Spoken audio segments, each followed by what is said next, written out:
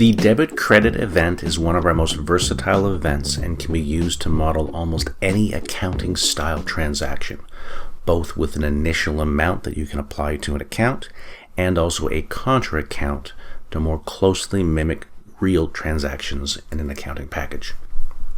We're going to look at three different examples here: a debit example, a credit example, and how we can use this event to model amortization over a period of time.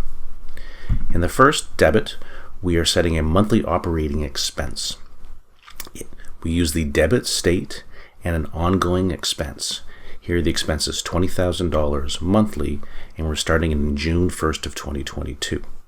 We're able to pick the type of account that we want to target here.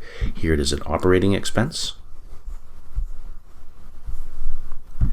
And the default contra account is cash.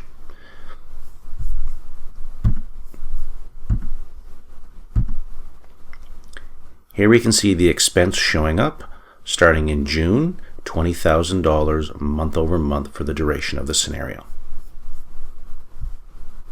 In our next example, we're looking at using the credit state here. Here we're modeling expected weekly revenue over a period of time. Difference here, $45,000. Using the credit tab, we have set the cadence to be weekly, and the account that we are targeting is income with a contra account of cash.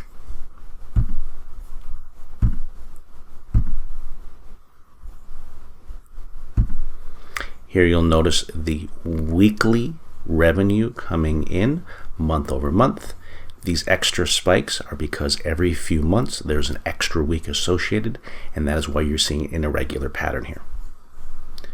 In our last example, we're going to look at amortization. Amortization is the ability to spread a transaction over a period of time. In this case, we are adding an expense and we are amortizing it over 3 months.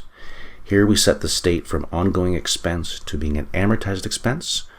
The value of this is $80,000. The frequency is monthly. This could be changed to other frequencies or cadences over a period of 3 months here, starting in July 1st of 2023. Our blue box value here automatically displays what the monthly value of that will be over this period of time. And here we've set expenses as our target account and cash as our default contra account.